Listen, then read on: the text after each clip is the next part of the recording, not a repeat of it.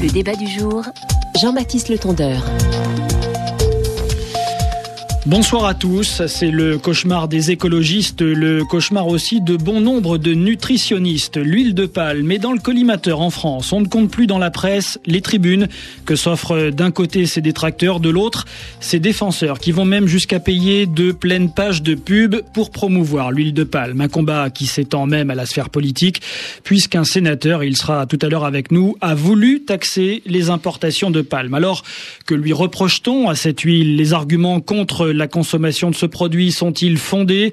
Que disent les médecins? Que répondent les producteurs? Le débat, nous le verrons, n'intéresse pas seulement la France, mais aussi l'Afrique et l'Asie. Avec nous ce soir pour en parler, je l'évoquais à l'instant, le sénateur à l'origine de cette proposition de loi qui vise à taxer l'huile de palme. Bonsoir Yves Daudigny.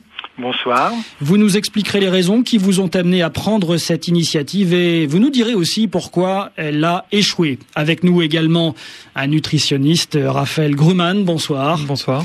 Et puis deux autres invités, Frédéric Amiel, chargé de campagne chez Greenpeace. Merci d'être avec nous. Et Abdoulaye Berthet, qui représente ce soir l'association interprofessionnelle du palmier à huile en Côte d'Ivoire. Bonsoir à vous. Bonsoir. Alors j'aimerais d'abord, avant qu'on entame le débat, qu'on dresse en quelque sorte la fiche technique de l'huile de palme.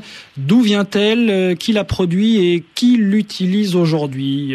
Raphaël Gruman. Oui, alors en fait, l'huile de palme est très utilisée dans l'industrie agroalimentaire. Elle est pratiquement dans tous les produits transformés, parce que c'est une matière qui est très pratique à travailler, qui va apporter du moelleux, la texture au produit. Elle a l'avantage également d'être très peu chère. C'est l'huile la moins chère au monde, avec des rapports de production très intéressants.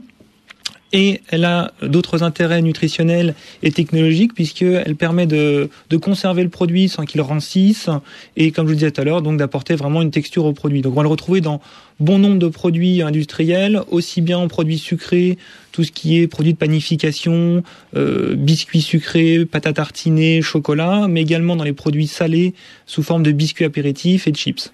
C'est une huile qui se différencie vraiment des autres. Je pense à l'huile d'olive, l'huile de soja par exemple. Qu'est-ce qui les différencie? En fait, ce qui va la différencier, cette huile, c'est plutôt une graisse d'ailleurs, puisqu'elle est solide à température ambiante, un petit peu comme le beurre, donc qui est beaucoup plus facile à travailler. Le seul inconvénient, effectivement, c'est sa teneur en acides gras saturés, qui sont donc de mauvaises graisses pour la santé, celles qui sont à limiter au maximum pour éviter tout problème cardiovasculaire. On y reviendra tout à l'heure sur le côté sanitaire, savoir si cette huile de palme est bonne ou non pour la santé. Vous nous disiez à l'instant qu'on l'utilisait beaucoup. C'est vrai aujourd'hui dans l'agroalimentaire. Dans quel type de produit exactement? Est-ce que c'est plutôt dans les plats préparés ou vraiment dans ce qu'on mange tous les jours sans que ce soit forcément du produit industriel? Alors très peu dans les produits bruts, vraiment dans les produits transformés, aussi bien donc dans le chocolat, pâte à tartiner, dans les glaces, dans la margarine. Ça représente à peu près 80% des produits transformés. D'accord. Et on l'utilise aussi dans les cosmétiques, pas seulement dans l'agroalimentaire. Exactement. Également dans tous les cosmétiques, pour apporter cette texture au produit, cette solidification à température ambiante. Mais qu'est-ce qu'on faisait avant d'utiliser l'huile de palme? Déjà, l'huile de palme est utilisée depuis très longtemps. Sous l'ère Napoléon, on l'utilisait déjà. D'accord, mais la polémique, elle, est assez récente tout de même. La polémique est récente, puisqu'on va maintenant en consommer énormément dans la population française et dans le monde entier. Il faut savoir qu'un Français consomme environ 2 kilos d'huile de palme par an. Yves Daudigny, si nous lançons le débat ce soir, c'est un peu grâce ou à cause de vous, puisque vous avez tenté le mois dernier de faire passer une loi visant à taxer l'huile de palme. Qu'est-ce qui vous a poussé à le faire ? C'est une mesure que j'ai voulu absolument de santé publique, parce que je suis moi-même concerné par les maladies cardiovasculaires. Donc, mesure de fiscalité visant à infléchir les comportements des consommateurs, mais surtout sous la forme d'un signal prix vis-à-vis des industriels. Alors, que constate-t-on? Cela vient d'être dit, de profonds changements dans la façon de s'alimenter. Donc, à la consommation de laitage, de fromage et de viande qui est plutôt en baisse, se sont ajoutés, cela vient l'avez dit, des produits de l'industrie agroalimentaire qui ont un point commun, c'est la présence, l'omniprésence donc d'acides gras saturés et en particulier de l'huile de palme. Et cet ajout de graisse, sans besoin nutritionnel supplémentaire, doit être, à mon sens, combattu en invitant les industriels, non pas à ne plus utiliser du tout du jour au lendemain l'huile de palme, sinon il faudrait l'interdire, si elle était totalement nocive, mais en invitant les industriels à plus de discernement et à remplacer à chaque fois que cela est possible l'huile de palme par une huile qui est moins nocive pour la santé. Mais Raphaël Grumman nous le disait à l'instant, les Français en consomment en moyenne 2 kilos par an. Ça semble assez peu finalement. C'est beaucoup, c'est en tout cas c'est beaucoup et c'est de plus en plus parce que les Français consomment aujourd'hui de l'huile de palme sans s'en rendre compte. Elle est présente, cela a été dit, dans de plus en plus de produits industriels qui sont sur les tables des Français et très souvent d'ailleurs l'indication d'étiquette c'est seulement huile végétale, ce n'est pas huile de palme. Donc il faut inciter à moins d'utilisation de l'huile de palme. C'est le sens de la mesure relativement modérée d'ailleurs, même si elle multiplier la taxe par 4, mais cette taxe est faible, c'est le sens de la mesure que j'ai voulu faire adopter par le Sénat et qui d'ailleurs avait été largement adoptée par le Sénat. Abdoulaye Berthé, en Côte d'Ivoire, on le disait, 2 kilos d'huile de palme consommée en moyenne en France. En Afrique, on est bien au-delà. Bien sûr. D'abord, je voudrais savoir avec le sénateur par quelle huile il faudrait remplacer l'huile de palme. Puisque, selon son intervention, il faudrait remplacer donc l'huile de palme par d'autres huiles qui aurait beaucoup plus de vertu que l'huile de palme. Yves Daudigny est en ligne. J'aimerais bien savoir quelles sont ces huiles. Yves Daudigny qui est en ligne aussi avec nous. Allez-y pour la réponse. Oui, mais il existe aujourd'hui des industriels, il existe aujourd'hui des distributeurs qui fabriquent des produits alimentaires en remplaçant l'huile de palme par d'autres huiles ou par d'autres produits. Qu'on ne dise pas que c'est pas possible, ce n'est pas vrai. C'est possible, il existe aujourd'hui de nombreux exemples sur le marché. Mais c'est pas possible pour tous les produits agroalimentaires. Je pense quand même qu'il faut être un peu modéré dans ce propos parce que, voyez-vous, en Côte d'Ivoire, par exemple, c'est près de 36 000 planteurs qui vivent, des petits planteurs qui vivent de cette huile depuis des décennies, pour ne pas dire depuis des siècles. Et nous n'avons pas constaté, n'est-ce pas, d'après ce que vous êtes en train de dire, des dégâts énormes sur la santé à cause de cette huile. Et je pense qu'il faut éviter quand même de faire l'amalgame et chercher plutôt à nuancer les propos. Alors, et dire condamner de façon systématique comme ça que l'huile de palme, parce qu'on a vu la publicité. Et d'ailleurs, je fais remarquer que cette publicité ne date pas de maintenant. Et nous avons remarqué depuis des années 80, à chaque fois que l'huile de palme a pris de l'ampleur, n'est-ce pas, en termes de production, qu'elle est aussitôt attaquée. Donc on a en droit de croire que c'est peut-être des lobbies des huiles concurrentes qui sont contre je n'appartiens à aucun lobby et je ne représente ici aucun secteur industriel. On pourrait d'ailleurs se poser la question pour certains organismes, je pense au Fonds français pour l'alimentation et la santé, qui fort opportunément au mois de novembre a publié une étude qui est d'ailleurs incité en conclusion à ne pas consommer plus d'huile de palme en France et qui est en fait financée par les industries agroalimentaires. Moi je suis entièrement libre, je suis un citoyen, j'ai le droit de proposer Je suis pas du tout d'accord avec... oui, voilà. Alors, je ne suis pas du tout d'accord avec cette façon de voir les choses. Je pense que beaucoup de pays africains et asiatiques vivent de cette huile depuis longtemps. Alors on va y revenir tout à l'heure. Abdoulaye Berthé. Toutes les huiles végétales de façon, n'est-ce pas, consommées de façon immodérée ont des conséquences.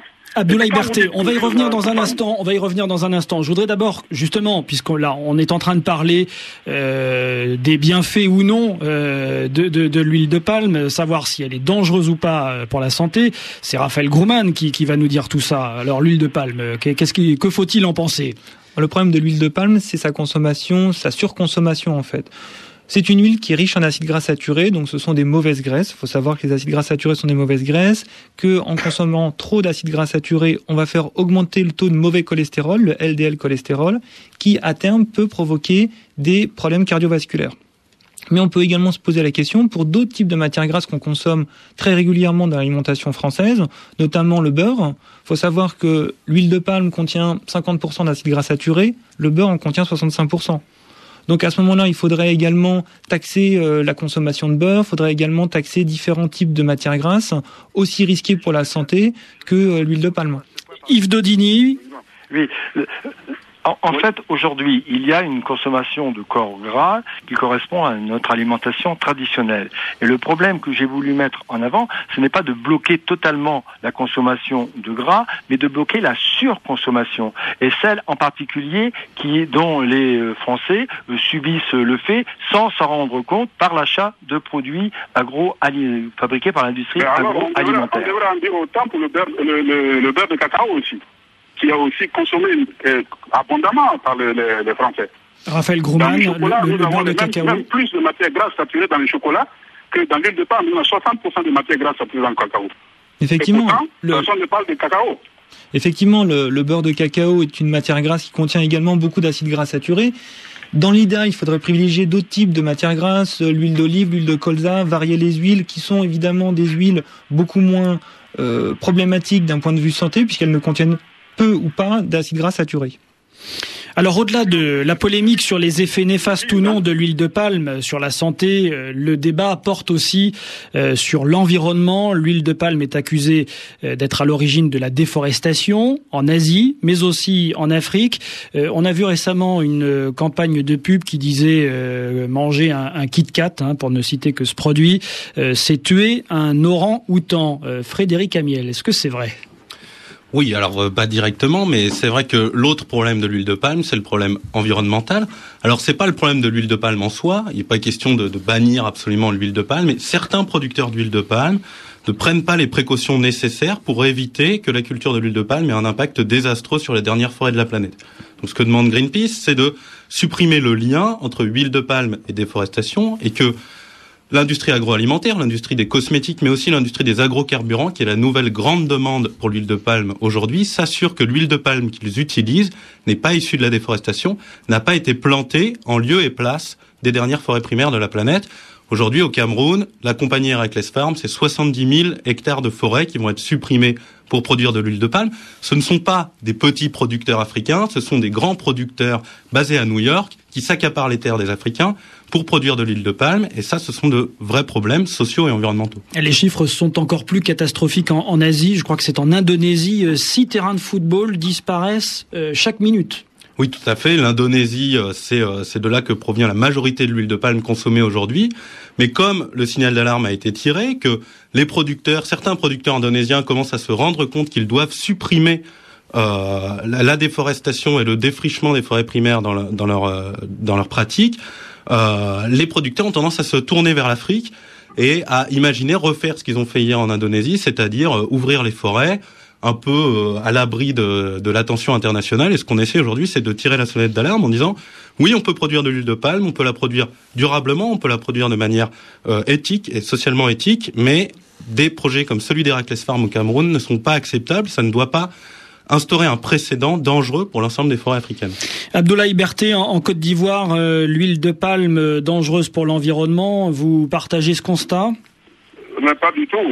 Alors là, franchement, je ne suis pas du tout d'accord. Comme je voulais signaler plus haut, en Côte d'Ivoire, il s'agit de 36 000 petits planteurs qui exploitent des surfaces variant entre 3 et 5 hectares en moyenne. Donc, il s'agit de petits planteurs très atomisés et qui, plusieurs, ne sont pas de culture, de monoculture. Et en plus, ces planteurs, disons, que nous appelons villageois, vivent essentiellement de ces cultures avec une méthode responsable. Je crois qu'il faut plutôt insister sur la méthode, la procédure de production de l'huile de palme plutôt que de s'attaquer à l'huile de palme et faire un amalgame, mettre tout le monde dans le même sac et, disons, compromettre ainsi la lutte contre la pauvreté que nous essayons quand même de promouvoir par ailleurs et l'insécurité alimentaire et tout ça passe par le développement de la filière palmière. Mais tout à fait. L'objet de cette attaque, c'est de sensibiliser les gens. Pourquoi on adapte des méthodes plus responsables qui préservent et l'environnement et la santé, et je peux le comprendre dans ce cas, il faut quand même nuancer les propos. Frédéric et comme je l'ai dit aussi, il n'y a pas que l'huile de palme qui est cette maladie qui a besoin de terre. Si vous prenez d'autres spéculations oléagineuses, c'est parfois 10 fois, 6 fois plus de terre qu'il faudrait pour la même quantité de production d'huile. Et en termes d'intrants aussi. C'est pareil. Tout à fait, je partage votre avis qu'il faut promouvoir les meilleures pratiques, sans doute les pratiques aussi qui ont le moindre impact, qui ne sont pas des monocultures, mais votre organisation, effectivement, il y a des petits producteurs, mais vous représentez aussi une organisation dans laquelle on trouve Wilmar, Olam, Unilever, qui sont parmi les plus gros producteurs et industries qui commercialisent l'huile de palme. C'est pour ça qu'il faut pas faire l'amalgame. Voilà, exactement, mais il faut différencier les deux. Qui sont soucieux de respecter l'environnement, qui sont soucieux de faire développement durable. Et vous disiez vous-même, monsieur, en mars dernier au Salon de l'Agriculture, qu'il fallait développer l'huile de palme, mais sans toucher aux forêts et en privilégiant les petits agriculteurs. Et je suis entièrement d'accord avec vous sur ce point. C'est ça notre stratégie en Côte d'Ivoire. Nous avons malheureusement ou heureusement, ça dépend comment on voit la chose, des planteurs qui, avec un matériel végétal très performant, qui peuvent faire jusqu'à 25 tonnes, n'en extrait que 5 tonnes, 6 tonnes. Donc il s'agit tout simplement d'améliorer la productivité au niveau de ces planteurs pour tripler, voire quadrupler la production nationale que nous avons aujourd'hui, sans pour autant engranger de surface supplémentaires. Mais améliorer la productivité, est-ce que c'est possible quand on sait que le palmier à huile est déjà beaucoup plus productif que ses concurrents? Oui, mais c'est possible parce qu'il faut... Je vous parle de la situation relative de la Côte d'Ivoire. Nous avons du matériel végétal exploité par les planteurs villageois, un matériel végétal qui a un potentiel de 25 tonnes à l'hectare.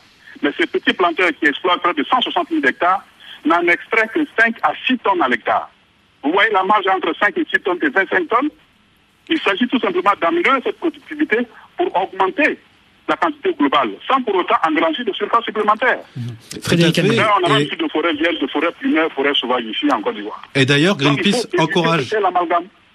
encourage les investisseurs aujourd'hui à ne pas se tourner vers des projets comme le projet Heracles Farms au Cameroun, qui est destructeur et qui est un mauvais projet, mais plutôt à s'intéresser à donner les moyens à ces petits producteurs d'améliorer leur matériel agricole et puis aussi d'améliorer les méthodes de culture, puisque ne serait-ce qu'en gagnant un peu sur la marge entre la récolte et ce qui est perdu sur le chemin vers l'usine de traitement d'huile de palme, on pourrait augmenter les revenus, la production de ces agriculteurs sans étendre les surfaces cultivées. C'est évidemment les solutions vers lesquelles il faut se tourner aujourd'hui. Le consommateur a-t-il un moyen de s'y retrouver, des labels qui lui permettent de choisir des produits responsables?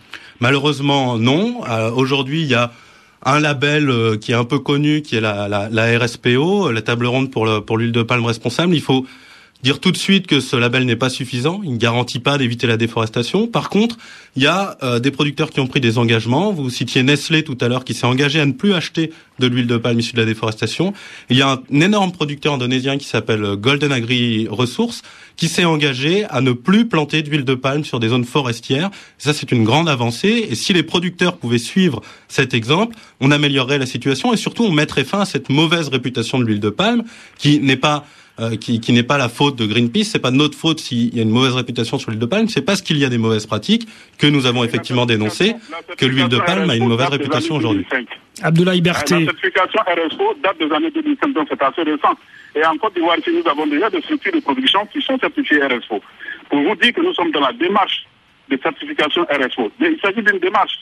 Il s'agit d'abord de faire des interprétations nationales des critères standards et puis d'encourager tout le monde à être dans cette démarche responsable qui préserve donc l'environnement et pratique donc le développement durable.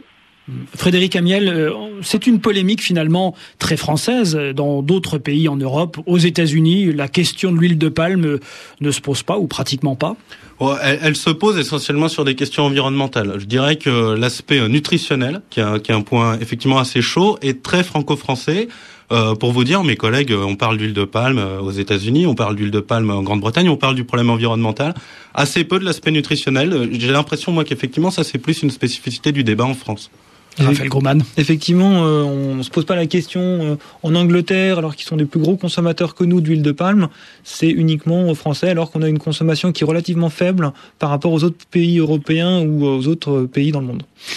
Dernière question, Yves Daudigny, en quelques secondes, vous allez combattre à nouveau au Parlement pour cette taxe Nutella, comme on l'a appelée? Bien sûr, donc vous le savez, elle n'a pas été en définitive votée parce que c'est l'ensemble de la loi de financement qui a été rejetée au Sénat. Mon intention aujourd'hui est de rédiger un rapport parlementaire sur les taxations en matière nutritionnelle et donc en particulier sur les huiles et l'huile de palme. Et le sujet reviendra évidemment, surtout si, comme la ministre l'a indiqué, une loi de santé publique est en discussion dans le Parlement au cours de l'année 2013. Merci Yves Daudigny, merci aussi à vous Raphaël Grumman, Abdoulaye Berté en Côte d'Ivoire et Frédéric Amiel de Greenpeace France. Restez avec nous dans un instant, le retour de l'actualité.